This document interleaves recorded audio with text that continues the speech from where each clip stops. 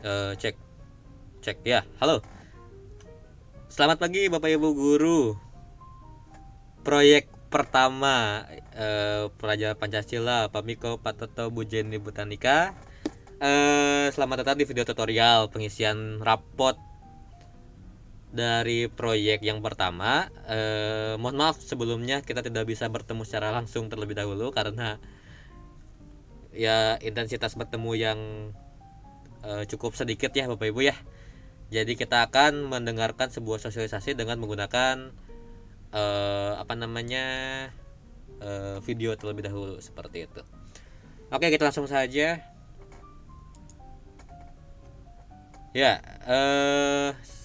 untuk pengisian rapot proyek, silakan Bapak Ibu buka Google Classroom Guru Karyawan 2022-2023 dan masuk ke bagian rapot proyek. Di sini ada rapot proyek 10A dan ada rapot proyek 10B.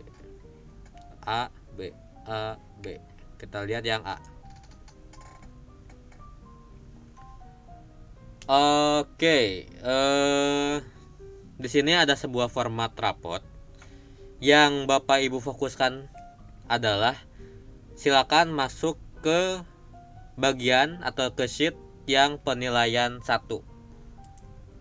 Cukup ini saja Bapak Ibu. Nah, di sini ada 1 2 3 4 5 6 7. Ada 7 pilar dari pelajar Pancasila yang sudah dimasukkan ke dalam proyek yang pertama. Yang pertama itu kreatif, yang mengeksplorasi dan mengekspresikan pikiran.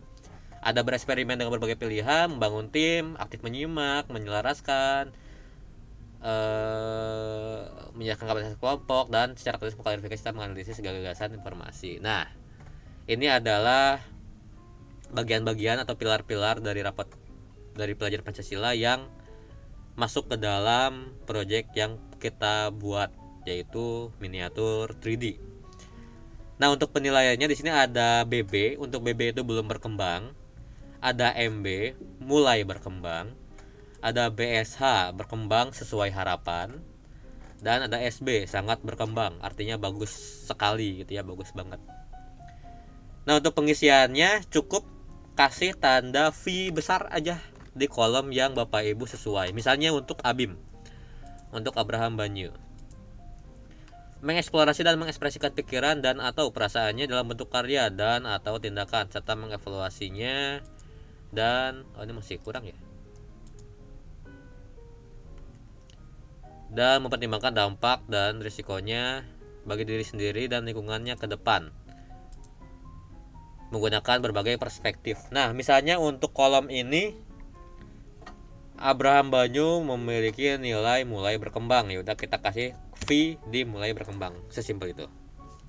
Di bagian bereksperimen dengan berbagai pilihan secara kreatif untuk memodifikasi gagasan sesuai dengan perubahan situasi. Misalnya untuk kolom ini untuk Abim berkembang sesuai harapan. V. Misalnya untuk ini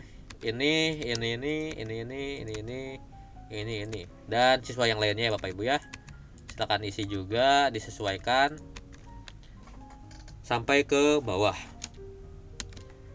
Nah, setelah proses pengisian selesai sampai ke absen 27, absen ke Navita, Bapak Ibu silakan masuk ke bagian atau ke kolom catatan. Nah, tadi kan penilaian berdasarkan pilar-pilar pelajar Pancasila. Jika Bapak Ibu memiliki catatan untuk Abim, misalnya apa gitu catatannya, sudah mulai berkembang namun mungkin boleh lebih berpartisipasi aktif dalam kelompok, misalnya seperti itu. Alvin menjadi sebuah leader di kelompoknya, misalnya seperti itu, dan lain sebagainya. Silakan isi catatan prosesnya sesuai dengan yang Bapak Ibu amati selama proses pengerjaan di 2,5 bulan ini. Diberi catatan, misalnya untuk Abim menjadi leader dalam kelompok, misalnya ya, misalnya. Nah, di rapot kita bisa lihat untuk yang absen 1 yaitu Abim.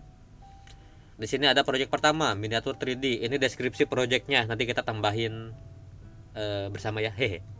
Seperti itu.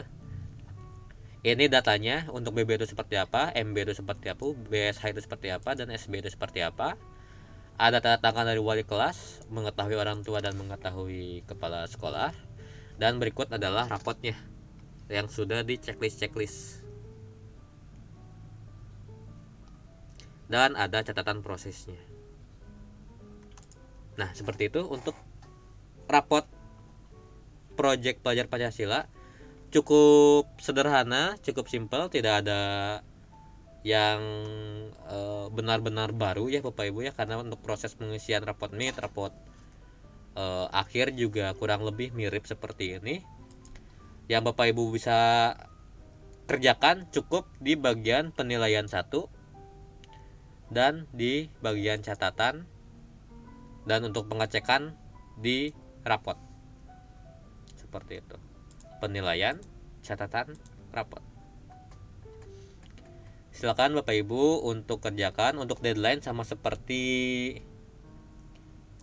nilai rapot mid saja.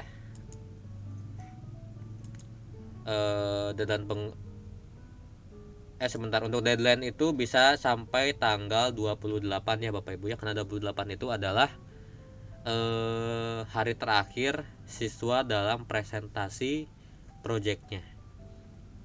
Kita punya waktu 29 untuk print dan proses pengecekan, dan 30 untuk